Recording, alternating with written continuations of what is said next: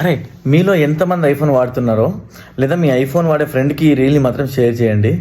ఏమైందంటే వాట్సాప్లో ఎవరు స్టేటస్ ఓపెన్ చేసినా కూడా రిపీటెడ్గా, అంటే నా ఫ్రెండ్ అజయ్ అనే వ్యక్తి ఒక స్టేటస్ పెట్టిండు, నెక్స్ట్ సునీల్ అనే వ్యక్తి కూడా ఏ స్టేటస్ పెట్టినా కూడా ఈ అజయ్ స్టేటస్ సునీల్ స్టేటస్లో రిఫ్లెక్ట్ అవుతుంది. అంటే ఒకరి స్టేటస్లో ఉన్న ఫోటో వేరే వాళ్ళ దాంట్లో ఒక 4-5 స్టేటస్లలో కూడా ఇది ఒకటే ఫోటో రిఫ్లెక్ట్ అవుతుంది. అయితే నేను ఏం జరిగిందంటే, ఒక అమ్మాయి నా ఫోటో పెట్టేసి కింద ఐ సపోర్ట్ యూ అన్న, కీప్ గోయింగ్ అని పెట్టింది. ఇన్స్టాగ్రామ్లో అంటే సపోర్ట్ చేస్తా అని. ఓకే ఫైన్, థ్యాంక్ యూ అని రిప్లై ఇచ్చేసిన. ఇంకా అట్లనే పోతుంటే నేను వేరే స్టేటస్లు చూస్తూ పోతున్నా. వేరే ఆమె ఏం చేసిందంటే, ఒక అమ్మాయి లవ్ యూ బావా అని పెట్టి అక్కడ చూస్తే నా ఫోటో వస్తుంది. లవ్ యూ బావా ఏంది, ఇక్కడ నా ఫోటో ఏంది?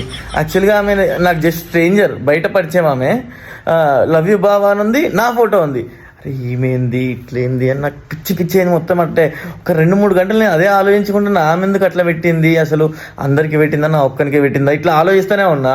ఇక తర్వాత నైట్ పడుకునేటప్పుడు కూడా మళ్ళీ ఒకసారి స్టేటస్ చూద్దాం కదా అని చెప్పి మళ్ళీ ఒకసారి క్లిక్ చేసి చూసిన.